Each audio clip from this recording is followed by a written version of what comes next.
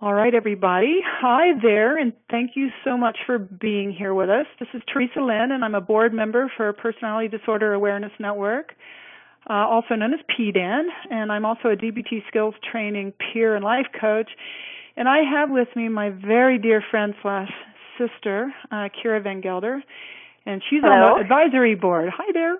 For PDAN, Hi. she's an educator and author of Buddha and the Borderline, My Recovery from Borderline Personality Disorder Through Dialectical Behavioral Therapy, Buddhism, and Online Dating. That's a mouthful, huh? And wonderful book. And we're having a casual conversation tonight about the commitment to recovery and what we have experienced. And at the end of the call, we're going to get some questions that you're going to be writing on the Facebook page for PDAN. So I want to thank PDAN for sponsoring this show. PDAN is a wonderful organization. It's a nonprofit that's dedicated to educating people on the prevention of disorders, which is something different than any other organization. And they have a wonderful program that donates books that are helpful to kids and families that are suffering. And so if anyone is moved to donate, by the way, we take donations at pdan.org, so we would really appreciate anything at all that we could get to help children. We've given away 1,000 books at different places, and very, very helpful. So go check that out. So welcome, Kiera. Thank you, Teresa. I'm so excited to be here with you. And we've decided that we wanted to call this the commitment to recovery, right? Because that's really what it takes. It really is what it takes, is just a drive and a commitment that you have to commit to every day. So, what I want to talk to you about first is what has commitment to recovery meant to you?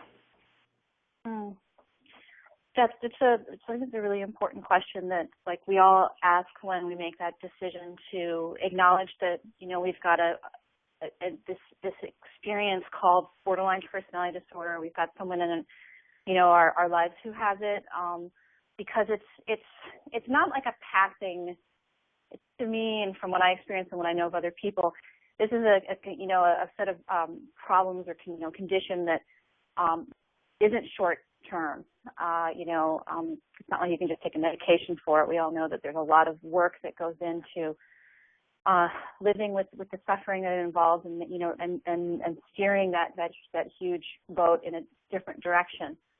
And so it's like if you don't have a sense of commitment, like the smallest thing, and this is where I really felt like my life felt like a big a pile of little tiny sticks that a single flame could just ignite into just an inferno, because there was just such fragility involved with every little thing that happened, and so committing to weathering, especially when you don't yet have a lot of the skills and supports in place that can start turning you into away from the despair all the time, being able to commit over and over again to, I think, enduring in a sense, even before, even before hope comes along, to say, I'm going to stick this out. I'm going to, I may not even know if I'm going to get better yet or if things are going to change, but when each, wave comes over you, you don't just fold to the point where you say, this is it, I'm giving up again. Because for us, giving up means wanting to kill ourselves or do something very, very drastic. Exactly, in those moments. And you were talking the other day, and I love this, about Amanda Smith's quote. And she's also a very dear friend of ours. She has a site called My Dialectical Life. You got to check that out. Yep. What was that quote that you... Oh, that she wrote in one of her, she sends out these fabulous daily meditations on living and practicing DBT, and the quote that I read recently was that at its very core, recovery is a choice, and that's we talk about commitment and choices. It can seem kind of abstract, but for a long time, I thought that recovery was about gaining certain things that other people had. It was I really just wanted to be I wanted to have a life part of a life worth living, obviously, is getting all the stuff, all the goodies that everyone else seems to have, like relationships and jobs and this and that. Of course, we all know that they all have all that, right? Right. We think everyone else has, but us. We don't know what damn it, everyone walking around on the street looks happy, so I want that. So it was a lot of that. The recovery to me meant being able to get back what I had lost or get what I wanted in those sort of, A, B, and C little check boxes. And the thing with it is that as you and I know, and we've talked about this a lot in our own lives and seen it with other people, that a lot of times life does not go the way you intended it to, and things happen that you lose what you have. You have to change direction quickly and regroup, and things can be undermined from under you. And so it's like, well, wait a second, if I start to feel despairing again, or if I become suicidal again, or if I lose a relationship or something like that happens, does that mean I'm no longer in recovery? And that's like a relief for me. It's like, I think, a really torturous thing. It's like, wait a minute, am I still okay? Because I always wonder if I'm okay. I'm not always like, I'm okay. But like, if recovery is about choosing on a moment-to-moment basis to continue to learn and to grow and to be with yourself in the world, as it's happening, it doesn't matter if you achieved, you don't have to be an Olympic skier in order to be in recovery. And that's, to me, a relief to finally get to that point. And I go back and forth with it, but, choice. Choice is what it's about. Yes. It's a choice. Exactly. It's like anything else. We can make that choice. And for me, the commitment, my first commitment when things were just really bad, it was like, because I had the suicidal ideation quite a bit. And it was the decision, my choice, the first thing that got me to commit to recovery was taking the idea of suicide completely off the table. Not an option, that is not a choice. That is done. I'm never, ever, ever going to think of that as an option. Doesn't mean I wouldn't have suicidal moments or moments where I felt that way. Always going back to not a choice. Okay, what do I do now? And I love the quote by Marsha Linehan where and I'm kind of paraphrasing, it may not be perfect, but there is no data to support that killing yourself will make your suffering stop, right? What would be your worst nightmare? What would be, that could be, none of us know what's waiting on the other side, right? Right. So if you don't know, then your only choice is to recover, because you could risk your worst suffering. Like my ex-husband standing there lecturing me through eternity might happen if, and I'm making light, but, at the moment I decided that would be my worst nightmare of suffering. So that was the moment I decided that was my commitment. So if that's not an option, my only other option is recovery. Mm-hmm. Right? I think that was, I think, a crossroads. It was kind of the same kind of crossroads that I had to make in terms of letting go of drugs and alcohol at a certain point in my life. I just knew that I was going to have to, it was no longer an option. My mind may make it an option. My body. That's just another choice. Right, exactly. And so I have to choose to be a person who is in recovery and is going to look for other ways to deal with those urges. And I think the same thing with, suicidality and keeping in my book I describe it as kind of like always having like a cyanide capsule in my back pocket, just in case. Sort of thing. And there's times when I've hoarded medications, just knowing that, I would maybe at some certain time, of course, all my doctors know that they can't give me medications that I could overdose on. So it's not like, but I was still, part of me would hoard them anyway, thinking that, well, this may be something I can do at a certain point. And then there came to a point where it's like, I don't need to do that anymore. I can. There's my choice. And that was, feel safe with it, with even the urge for it. Yeah, exactly. And that's a great segue, because I've read your book. And by the way, anyone on here, I highly recommend it, because it does describe your early years in recovery. So anyone who hasn't read it, you can, and you can find out about Kiera's early experiences there. And we're not going to talk about that during this. And I know that recovery is an ongoing process for everyone, and we all struggle with some of the same issues, yet we are all so different in our approach and what works for us. And how would you characterize your own recovery?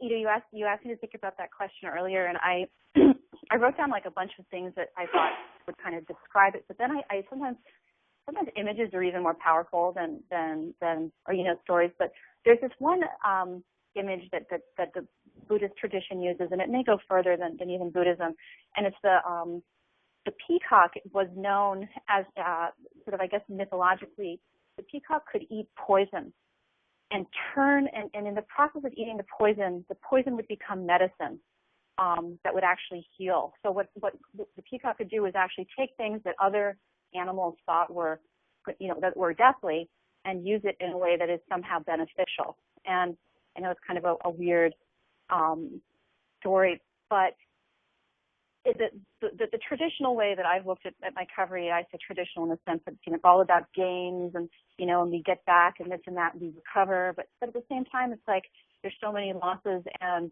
we have so many vulnerabilities and nothing is entirely linear. So I've had to kind of reframe over the past few years how I consider recovery, what I consider to be the real sort of essence of it, and also what my own process has been. And there's been so many huge gains and then huge losses that it's been somewhat like a roller coaster with some bottoming out and some real high peaks. But, I think that recovery as a practice that you do on a daily basis, committing to it, making choices about it, is that you're taking the things, on the path that seem like poison, and you're turning them into something that is going to be beneficial to you. We suffer so much with loss and so much with, heartache and sensitivity and having such intense feelings, and all those things go towards a way of being and relating to the world that is incredibly passionate and connecting. And I don't think you can have one without the other. And I certainly wouldn't want to be a person who flatlines it all the time. I've had those kind of depressions, and they're nightmarish. Mm-hmm. So I think that the peacock idea of being able to take things in and make choices, and at the same time to keep finding the meaning in this journey, and to not let the things that could potentially we believe will destroy us, they won't destroy us. And it's exactly. Recovery has that ability to teach us that no matter the worst nightmares, you can still get through it and be it all passes. You may not feel it. Well, what's so funny is some of the things that you describe, it just applies to everyone out there. Yeah, and absolutely. So the ups and downs and the backs and forths, and I know it's a lot more intense for us and the things that we deal with, and just kind of for me, it was about taking and building on the little victories, letting it burn, it's okay to feel this way, I just don't have to act on it. And when I'm coaching, that's what I talk to people about. It's completely okay to feel the way you do it. Everything makes total sense. Everything makes total sense. There's nothing broken. There's nothing to be fixed. Right. However, we can choose our behavior once we kind of let that burn, once we kind of create the new neural pathways of behaving differently in the same circumstances. So for me, it was about the turtle stepping my way through.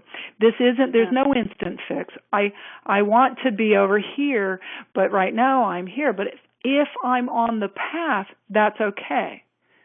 Mm-hmm. So I'm not exactly where I want to be at all, but I'm not where I was.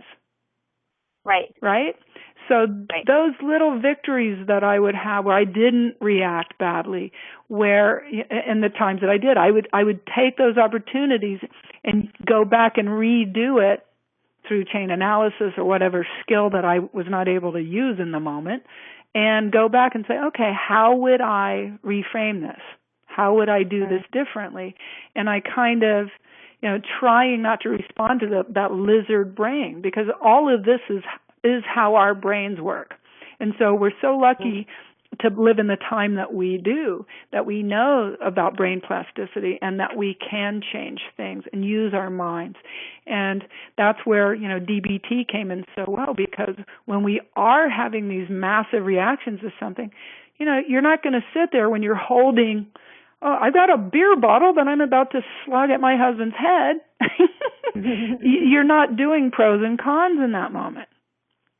Right? You do go to the body. You do go to mindfulness. You do use the skills and tools that DBT offers that are different from any type of other, therapy that they talk about. So it is those little victories. And I love the idea when you're saying, sometimes a picture is more powerful, but it's worth 1,000 words kind of thing. I like the turtle stepping around. Turtle stepping. It's a process, people. This is not going to happen today just because you want it to be different. You just get on that road and start taking one little step at a time. And some of us lack patience, so it's a little bit hard. So what about your... frustrating. Yeah, it can be frustrating, definitely. So what about your experience with meds through this? Because I know, people talk to me about meds, and, I'm not... qualified to discuss medications with people. I'm not a psychiatrist. I know my own experience, and I've heard a lot of experiences from a lot of people. What about your own? My experience has probably sort of run the gamut, just the way it has with any kind of I've had so many years of professional, working with professionals and being sort of in the system of the mental health world from the time I was 12, 13 years on.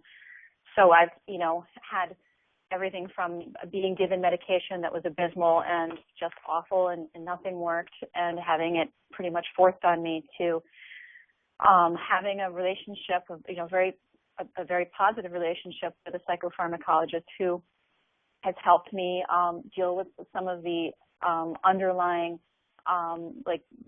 depression that I've dealt with since I've been very young as well, and ways of working with medication where it's not actually there to fix anything. It's there to enhance some of the things that it's almost like giving me a little hand, as I'm getting a foot over something. It's a little bit of a lift. So it's been helpful for me, and it's difficult to talk about, I think, because it's a loaded, experience no matter what, and none of us are here anyway, professionals. But I took medication without thinking about it for portions of my life, and then went off of it and very consciously cultivated going off of it and doing supplements and other work. And I've gone through sort of every extreme, and now in my life I have a relationship with a psychiatrist who prescribes me medication, and we talk about everything, and and sometimes we drop something and sometimes we add something, and it's really I think for me now it's very positive, but I really feel that people really have to think seriously about it and consider the side effects, especially if they don't have these underlying conditions of, let's say, huge, an anxiety disorder or clinical depression, to think about other ways of dealing with it. It's not the instant solution that people bill it as. Yeah, my general opinion is that, we are, as a society, over-medicated in every way, and that people always, the first thing they run to is a pill.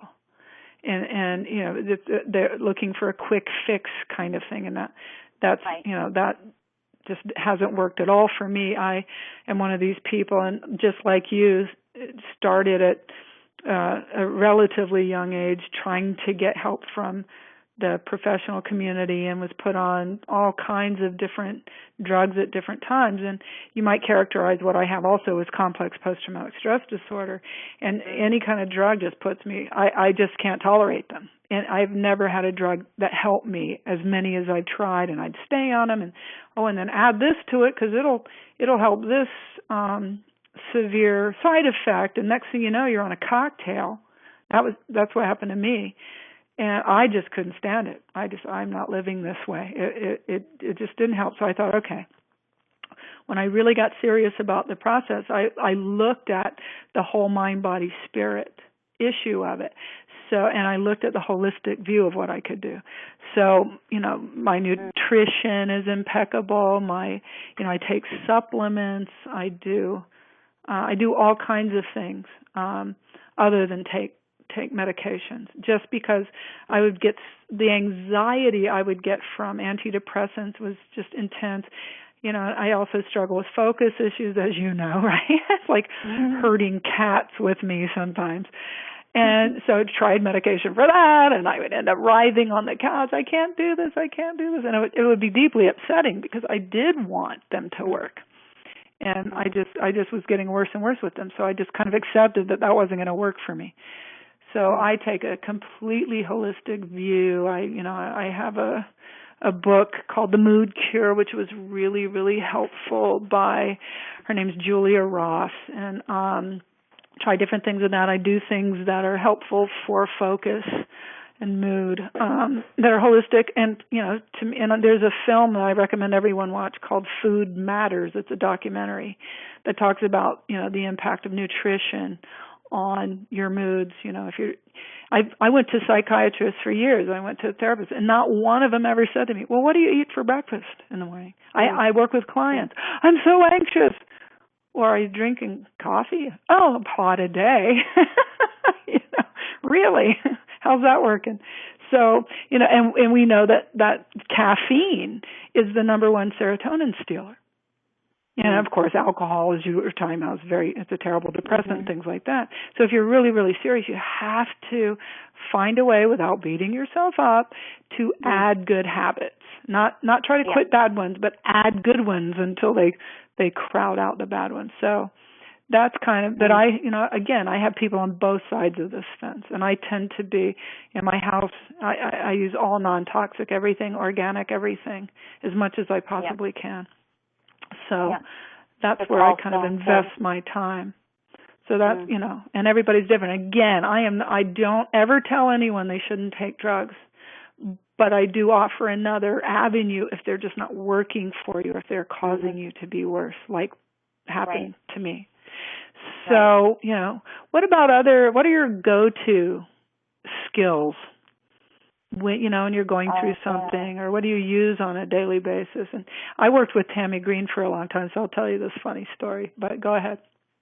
Because we talked about this all the time. It's like, all right, knowing what to do when, and you got to know yourself, and you got to try different things. So, go ahead. What were you going to say about your go-to stuff? I think that what you just said, knowing what to do when is really important, because when we start to consider that there may be solutions, as you know, to all this stuff. And you know, it's like anything. You go online and you look at, like, how do I, you know, oh, my foot hurts. What am I going to do to fix it? And it's like, you know, you get everything from, you know, soak it in hot water to go to Brazil to this Brazilian healer who's going to chant the thing out of you, to take a medication. Options. Go gluten-free, to do this therapy, to get this spiritual healing. And it becomes really overwhelming. And I kind of, and so knowing yourself is really, really important. But especially with BPD, it's very hard to know what you need when nothing's worked to begin with. Obviously, otherwise you wouldn't be suffering this much. And second of all, you know, you don't trust yourself to give you what you need, because there hasn't been, you know, for me anyway, I didn't have a long history of being successful and taking care of myself. And so, like, I think it was really brilliant the way that Dr. Linehan finally, after, you know, all these other treatments of, you know, people having to rely on therapists to figure things out for them, or to psychoanalyze them, or to give them medication, whatever, said, hey, there's a lot of things that you can do for yourself. It's really, you have some deficits in your repertoire of you know, handling life, of being skillful. It's not that there's anything wrong or broken with you. And so, but even then, there can be so many skills and tools to use. And I think, though, I really do believe that the dialectical behavior therapy skills are probably the most, you know, valuable of all things people can learn, you know, wherever you can get them.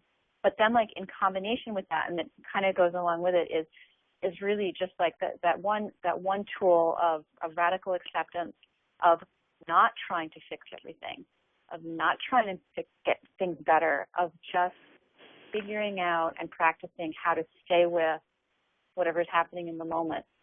choosing to be with yourself in that moment, whatever it is, you know, because I can get so spun out trying to fix myself with all this stuff, as opposed to just sitting under the tree and breathing.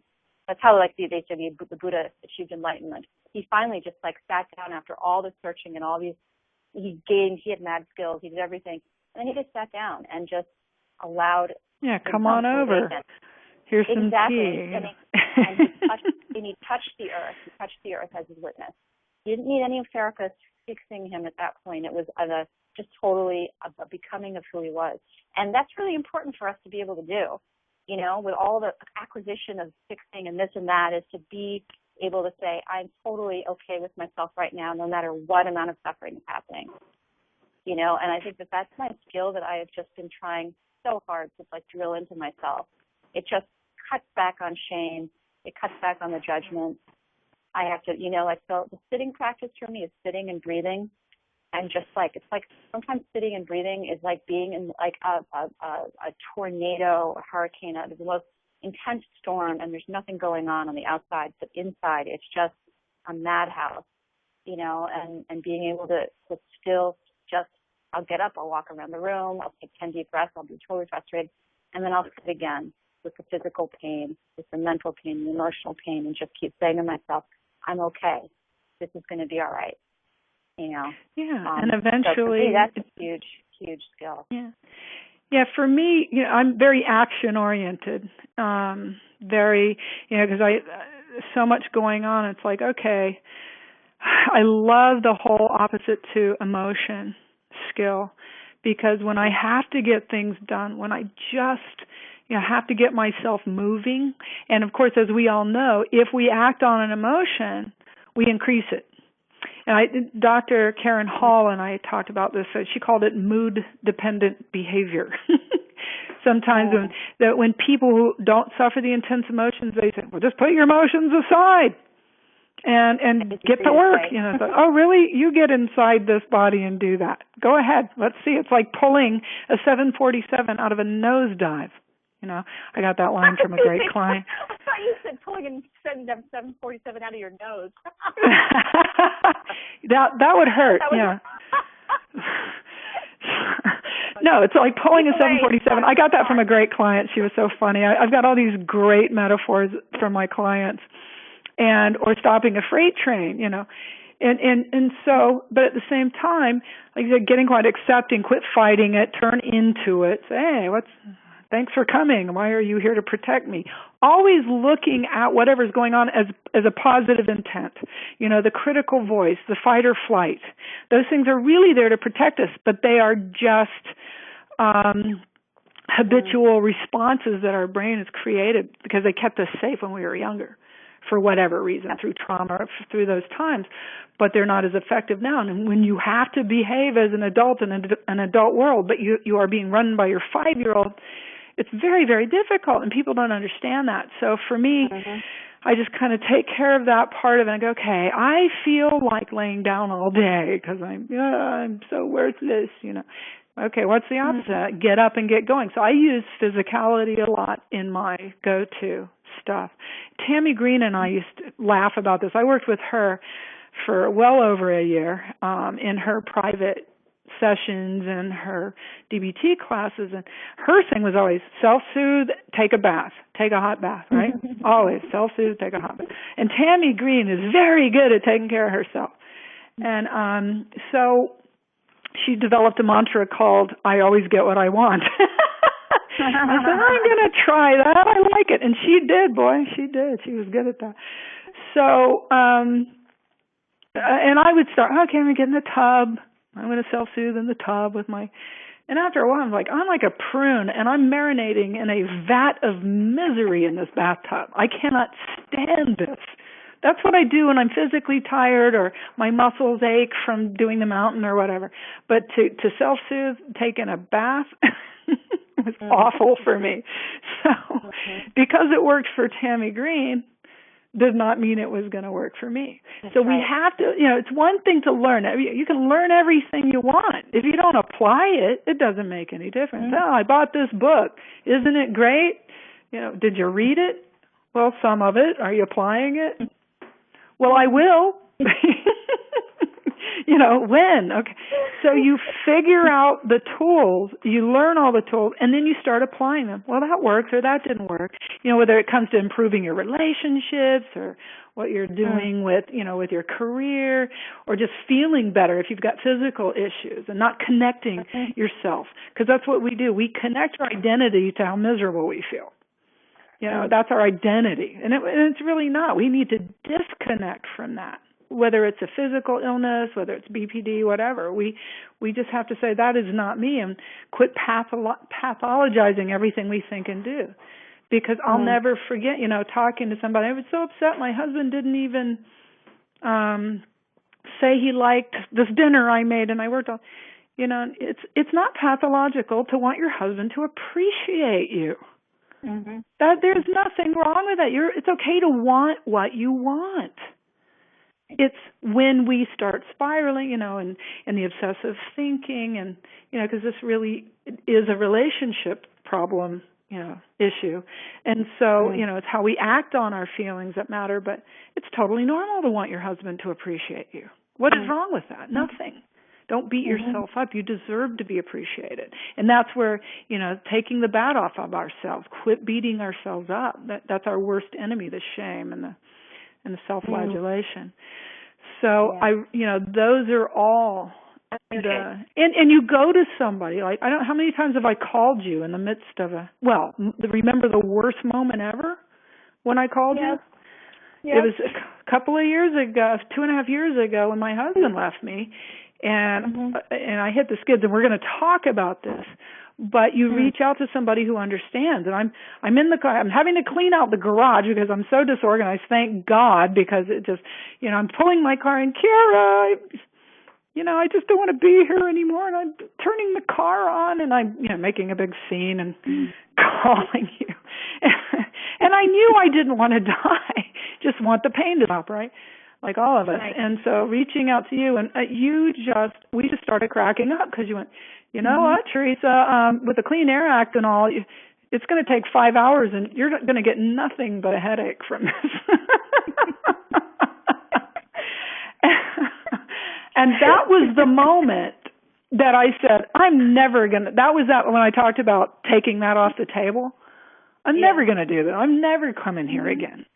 Ever. And so, and by the way, being able to laugh, and the best comedy comes from pain.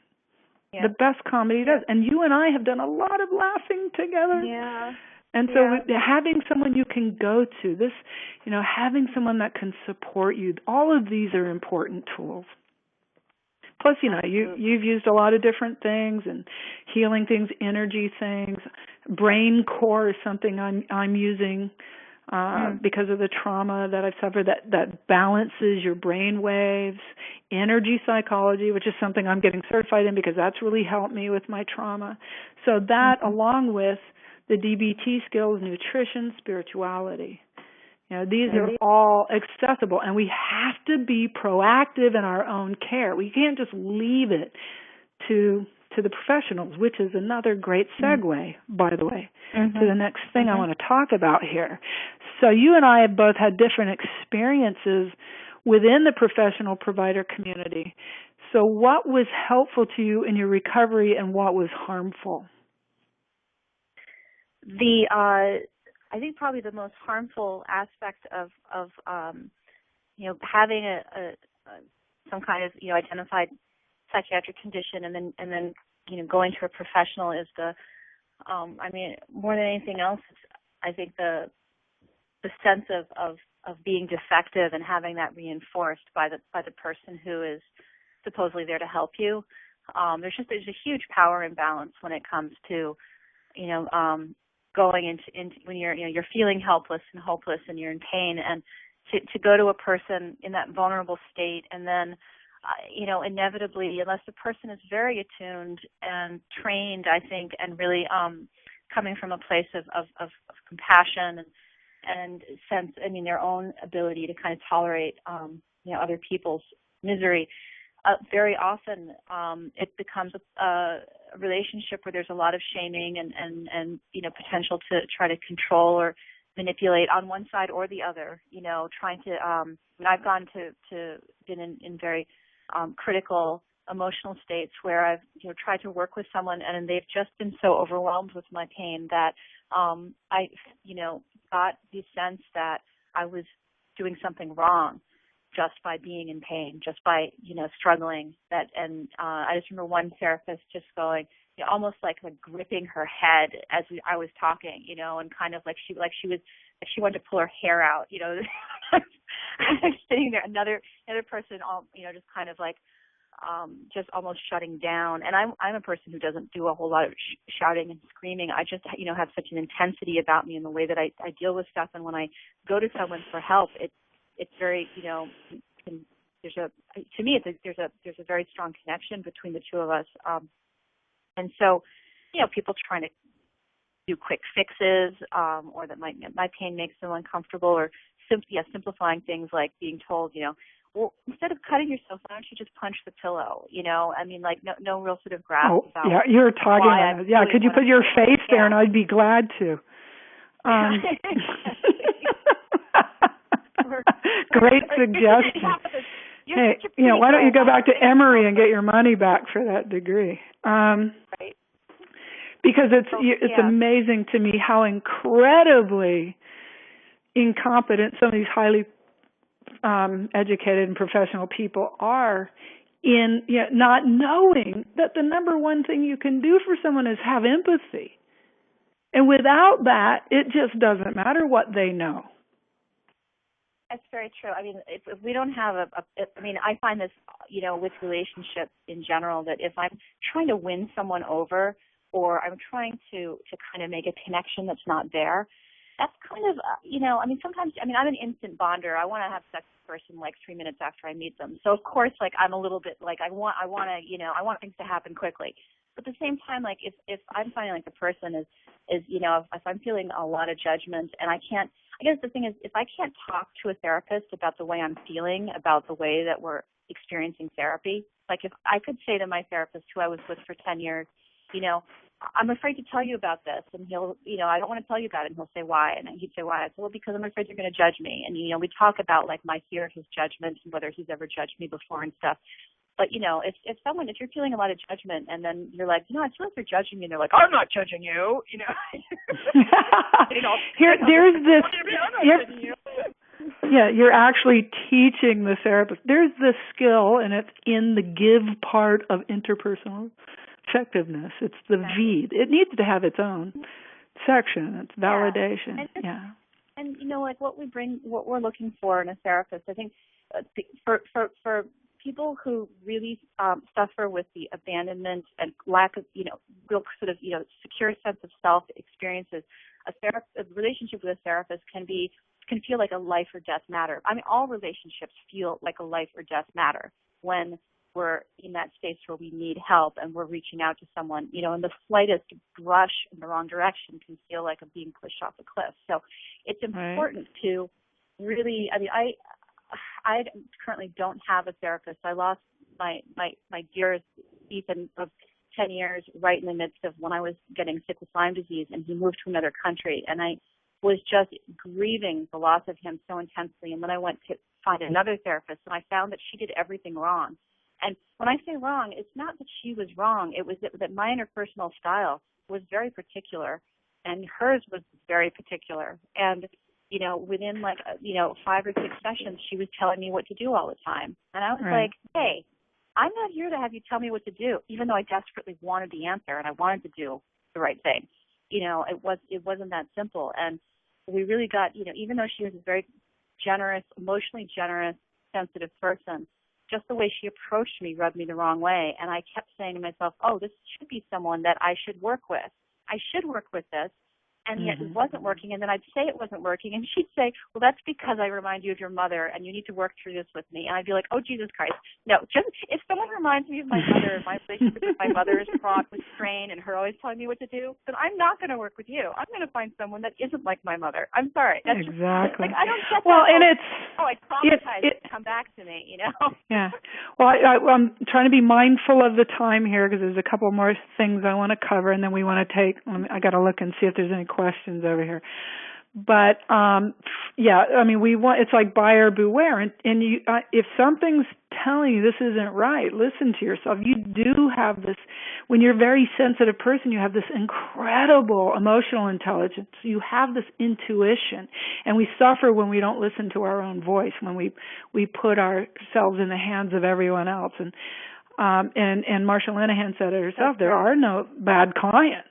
If your client isn't doing better, it's because of you. But they're human too, so they're not sure. And when I hear things like, and I've heard this, I was just in California speaking at a conference, and there were psychotherapists there were psychologists, and said, "Oh, I won't work with people with borderline personality disorder. They're the most difficult population." I'm like, "Do I seem difficult to you?" Well, you've done a lot of recovery work. Well, I work with people. 99% of them are just the most loving, giving, self-aware people. And they're fun, and they're just amazing human beings. They've just got intense emotional sensitivity. And if you can meet people where they are and know what they're experiencing, and when you connect, you can't influence somebody when you're not connected to them. Nobody could do that with me. I mean, God, I would look at these therapists sometimes like, oh, God, for this I could have had a massage. It would have felt so much better than what's happening here. So, yeah, there's a lot of frustration out there, and particularly for family members. Like, I work with people that are, parents of young adult people suffering, and they're like, I'm trying to get help, but I can't get it. So, we could go on and on and on about this. I've probably, since I've been coaching and more involved in this and meeting you and Tammy Green, I've met some of the best therapists and even psychiatrists, which, I didn't like them at all for a long time, that were just wonderful. I mean, Karen Hall helped me through. Dr. Karen Hall, she's the director of the Houston DBT Center, the founder. She also wrote an amazing book that I use a lot called The Power of Validation, and it's about validating your children. Love her. And Ellen Frazzetti. There's just some great professionals out there. I just hadn't met any. I did a lot of my work through coaching. So, but again, we all have different experiences. And again, in their defense as well, there's good people out there, but they're operating within a very broken system.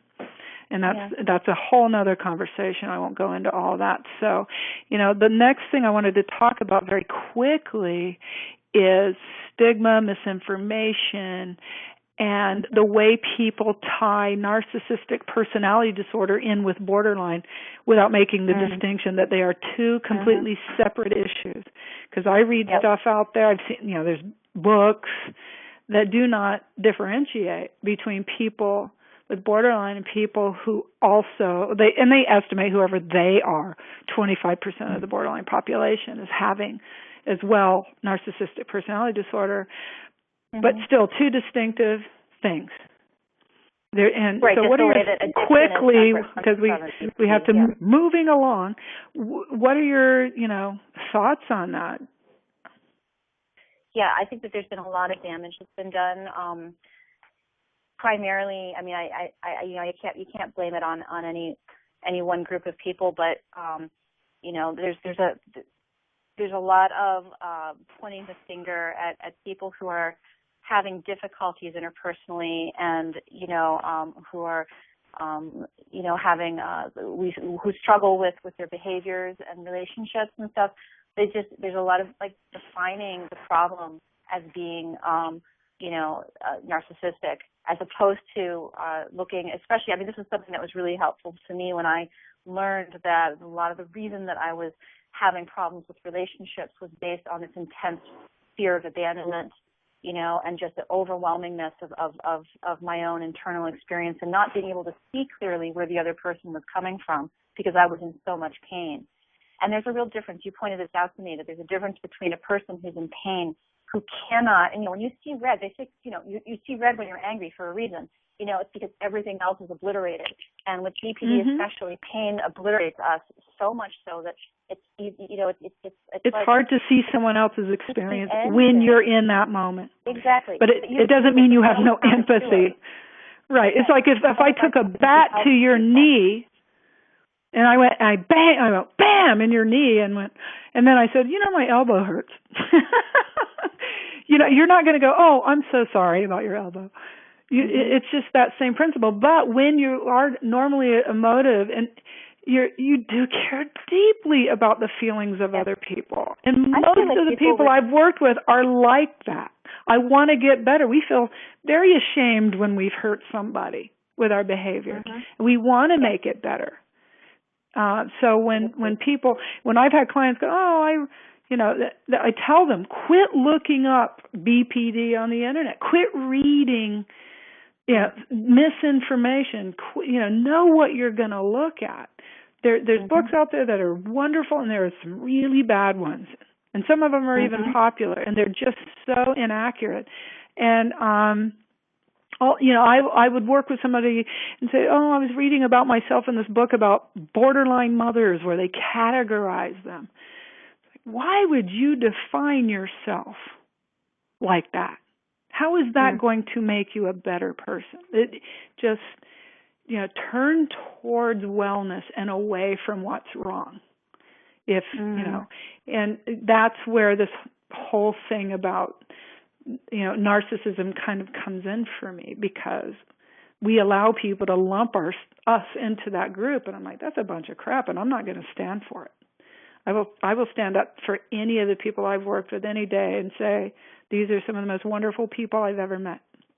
And that includes you, my dear. That includes you. And you too. I've never met anyone with a bigger heart in my life than you.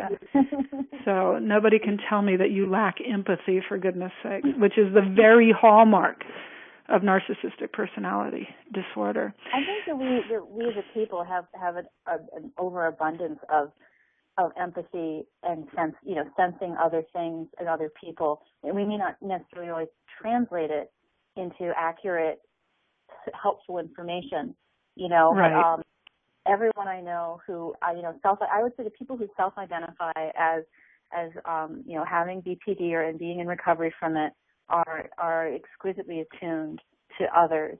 We're deeply relational. It's where our greatest joys come from, is connection, and that's, I think, why it's just so devastating to not experience having a community or a loving relationship, or to feel in any way neglected. So it's almost like, of all the to identify any population of people, I'd say us as being the people who really can feel the acute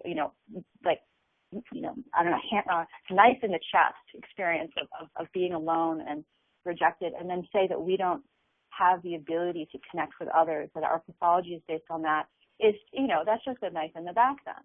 That's just right. That's just making us even more isolated from ourselves, and the dignity that we, the deep worth that we have as being human beings who do thrive on love. And you can be the healthiest person in the world, and if you have love taken away from you, you're going to want to jump off a cliff. And I don't think people really understand. I don't think that for those of us with BPD, we feel it so much so that it seems completely pathological at times, and it can appear that all way. attendees are muted and may unmute themselves by pressing *6. Sorry about that. Go ahead. That's weird. All right.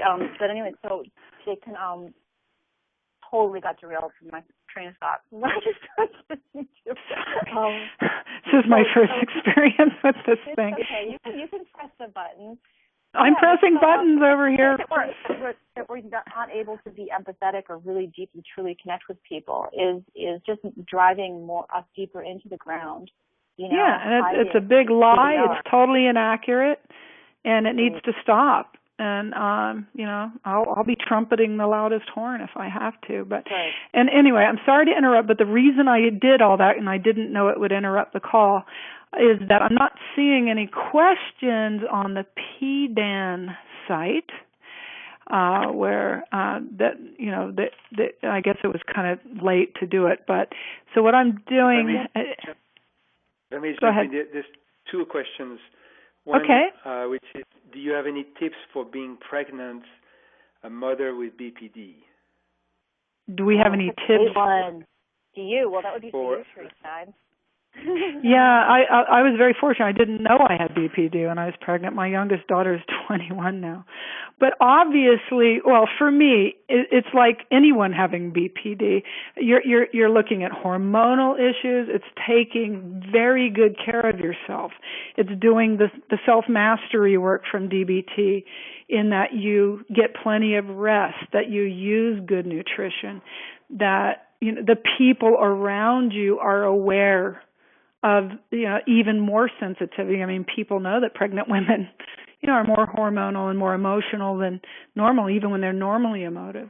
So just getting plenty of rest, using the same skills, and using the best nutrition and exercise, self-care, self-care, self-care, and making sure that the people around you, your spouse, your parents or anyone that's around you, they need to also be involved in this. They need to know the things that they can do differently to help de-escalate situations when they happen. So just using the mindfulness skills, meditation, again, proper nutrition. Stay away from sugar and caffeine. Obviously, alcohol and all the things you're not supposed to do when you're pregnant anyway. But super self-care and lots of support from your loved ones around you. Knowing that you're loved and you're safe is the most calming thing that can happen for somebody, and especially when you're pregnant. Okay? The other question was, how can I deal with the lack of identity that goes along with BPD? Well, the first thing and that's a huge one with BPD, and I really struggled with it. We just kind of blow with the wind, and today I want to do this, and tomorrow I want to do that, and we are so susceptible to the opinions and choices of other people. The first thing that we want to do that worked for me is really use mindfulness and radical acceptance. That was the biggest skill for me in being able to trust that, I know what's good for me, knowing that inside I am a whole person, that my soul really does know what it's here for and what it wants. And so trying to find one little habit that you can create. Well, everybody has some sense for a day, like what do you enjoy doing? For me, it was music. But it would last a day, and I would do karaoke one day, for instance. Well, I don't want to do that. I'm no good at that. I'm going to try this.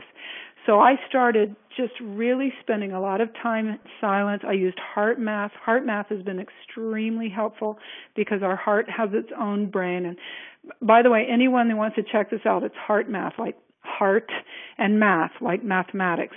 So go to heartmath.org for this information.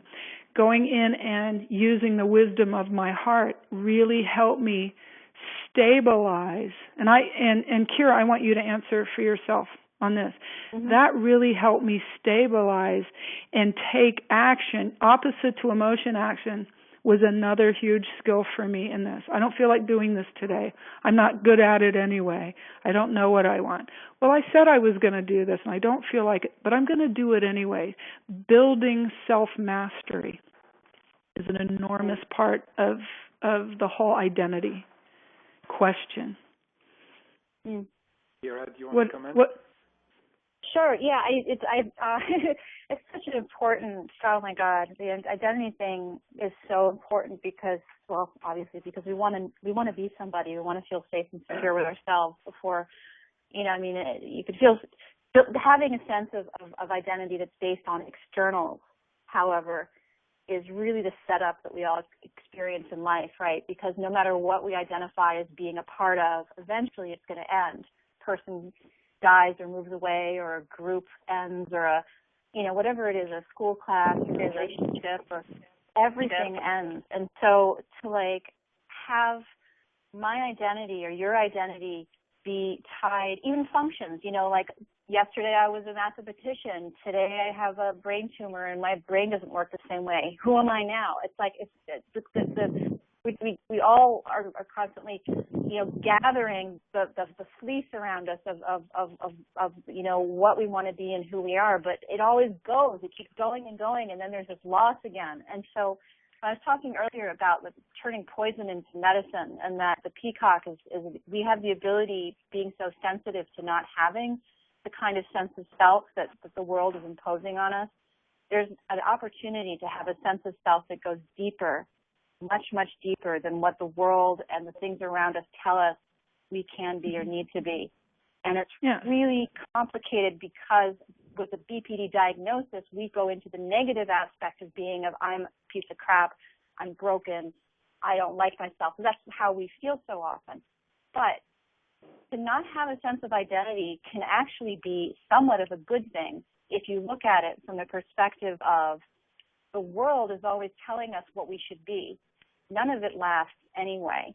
The question is now, who am I without all of the stuff that we're always trying to create to make ourselves something? And that's like something, illness and loss and all the things that we try to push away can actually kind of open up the heart, like you're talking about, Teresa, and you have the space to examine, and it's terrifying and it's painful and it can feel like you're dying to actually be with yourself alone. And that's the most difficult thing I think anyone from BPD can do, is to be alone with themselves. But that's also where a lot of solution comes from. If it came from outside of ourselves, we'd always be screwed. We'd always look right. That Buddhist saying that you cannot see yourself in running water. You can only see yourself in stillness. And that's where you go within and be okay with the fact, I'm not sure. Yeah, who am I? That's the great question. I was in a room full of, 150 people at some other kind of conference, had nothing to do with BPD, and the guy started running it, and there were people in there from 20 to 80 years old. What do you want to be when you grow up? Who knows what they want to be or do? Who are they? Who are you? 80% or who does not know who they are or what they want. 80% of the room raised their hand. It is not just a problem with people with BPD. It is a universal issue. So it's not some pathological thing. So people tie them, I am what I do. I am what I have. I am a mother. That's what I was. I'm a mother. that helped me, right? Now my kids are grown. What am I now? Right. So, okay, I'm now, I use the skills of opposite action, of mindfulness, using meditation, silence, heart math to say, right now I'm just not sure what I want, and that's okay. And I deserve, and being sure, when I have a preference about what I like, being able to stand up for it. I have the right to want what I want. Yeah. Thank you. Let me move on to a couple more questions. These were questions from Jessica Yeager. We thank her for her questions. There's Crystal Bayer in Canada who is saying, how do you know if your therapist is right for you to recover? I've seen mine for 4 months now, and I haven't learned a thing. I'm worried that I'm wasting my time and money. Kiera, you want to, I have my opinions, but go ahead. Oh, no, start out. Go on. Okay. Well, my feeling is finding out what is it about her that you're not liking it. When you say you're not learning anything, are you just sitting in there and chatting about your week, or is she offering you skills? Here's what happened this week with my friend or my spouse or my, if there's a relationship issue. This is specifically what happened. Okay, what would you have liked as a result? Teaching you ways to make situations better, like using the mindfully, like the effective skills. How do you get to where you are, or where you want to be? Just teaching you skills along the way that are used in life circumstances to have the result you want. What result are you looking for here? And how do you get it? If she's not teaching you things like that, or if you're feeling lesser than, there's just something there, you're going to have to kiss some frogs. So you trust your own intuition and just say, hey, am I being willful? Am I just refusing to participate because I feel better being helpless? You have to be aware. What part of it is you being willful, and what part of it is that person, either that they just don't get it, or you just can't relate to them. If you chose a piano teacher, you'd want somebody you resonated with. They really have. I mean, that's just such an important relationship. So trust yourself. That's what I always say to that. Okay. Yeah, I agree. I agree with that. Are you taking phone questions also? Yeah, that's what we're doing now, or at least I'm willing to. I thought that it was a group. I wasn't on the computer. But is this something? I've never ever been diagnosed with anything. It's just something I've been reading about lately. And can this be caused by a traumatic event, or are you born with it? Because 6 years ago, my son was killed in a car accident, and then in January, my mom passed away from hospital negligence, and my sister passed away in February. My husband had an affair with my other sister, and so I've just become needy and clingy and questioning everything about myself. And before, I managed a Fortune 500 company for 15 years, and this was never a thought to me. But now it seems like I have all these traits. Can I take this and then, or Kiera, would you like to take this to start with? Go for it. Well, if you were successfully managing a Fortune 500 company and then you had a series of traumatic events, then yeah, I mean, I guess it can happen.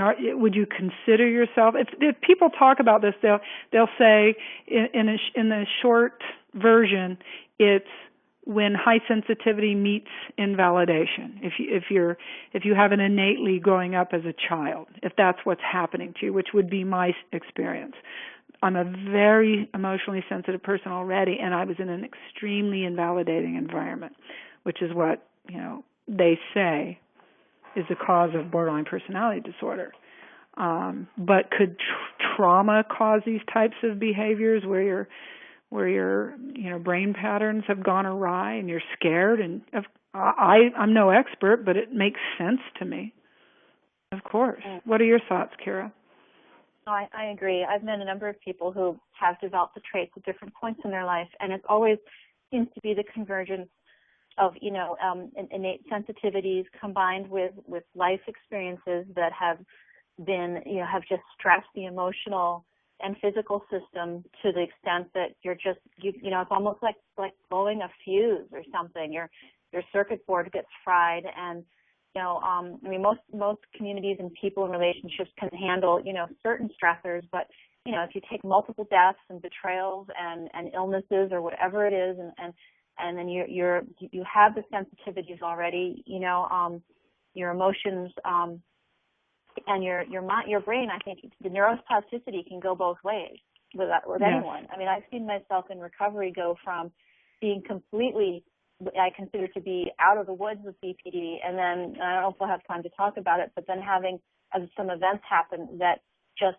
took every single part of my life away, and replaced it with a lot of pain and isolation, and the symptoms come back, and it's almost like there's which came first, the chicken or the egg. I think it's both. It's the egg and the chicken all seem to happen, and while crossing the road and getting hit at the same time. It's like when it happens, and then the question then becomes, well, how am I going to, heal from this now?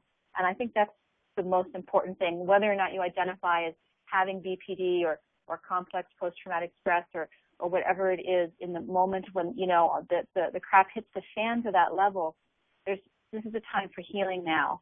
And it's no fault of your own, ever. It's not your fault that it happened, and you have the ability in you to begin with to manage it. But the tragedy of this condition is that you lose faith in yourself often. Exactly. At the time that you're in. That's really well said. And by the way, there are people who came up with this disorder that, they reach all kinds of pinnacles of success. It doesn't mean that people are incapable of doing business or getting married or having kids or anything like that. There's a whole array of lifestyles and, limitations that people have. And sometimes they're better than others. But definitely, if you look at the symptoms or what they say are the traits of complex post-traumatic stress disorder, which is what I've been diagnosed with, it's very, very similar.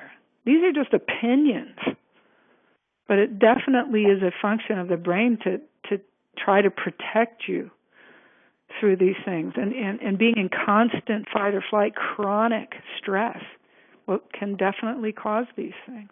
Whether it happened to you when you were 8, obviously developmental chronic stress is different on the brain than, say, somebody who's been a prisoner of war at the age of 25, but they still come home with the same stuff. Right. It looks like we're actually at the end of the hour. Yes. Yes. Yeah, thank you so much. I posted on the chat page that we would like people to post follow-up questions on Facebook, facebook.com/PDAN. And we will By the way, this is Frederick Bien. He's the president and founder of PDAN. Just wanted to introduce you, Frederick. Thanks for coming in and helping us out. Well, and I want to thank everyone. Yeah, go ahead, Kiera. I just want to thank everyone who's been listening to us this whole time and has been able to pay attention and really appreciate it. And I'm sorry we weren't able to have a more personal conversation. Yeah. Well, and thank you for PDAN for sponsoring it. Yeah, and thank you, Teresa, for organizing, and Kiera for starring in this. Hopefully, we could invite you for a follow-up call, in a not too distant future. And then, if people can ask their questions on Facebook, we'll save them for the next call with you. Because I feel like that's a great idea. A number of topics. Sure. And there's a number of topics I was hoping we would get to today. With you and the particular finesse, I would say, of your approach to BPD that we haven't really gotten to yet. So I think a follow-up call is warranted if it's okay with you. That would be fabulous. I would love that. All right. So everyone come back. And I want to also say for people who have asked on the phone, on the chat line, that the name of the book of Kiera is The Buddha and the Borderline. If you just type The Buddha and the Borderline, you can find it on Amazon, Barnes & Noble. Yeah, we can post a link on the page. Yeah. Sure, yeah. Yes. Is it The Buddha and the Borderline, you said? Yes. Yeah, Buddha and the Borderline. We'll pull it up. It's got a longer title than that. And people are posting, thank you, everybody. God, I love that book. Yeah, it's a great book. Thank you so much. Thank you, everybody, for joining. Okay. Thank you. Big hugs to everyone. Bye. Take care. Bye. Bye-bye.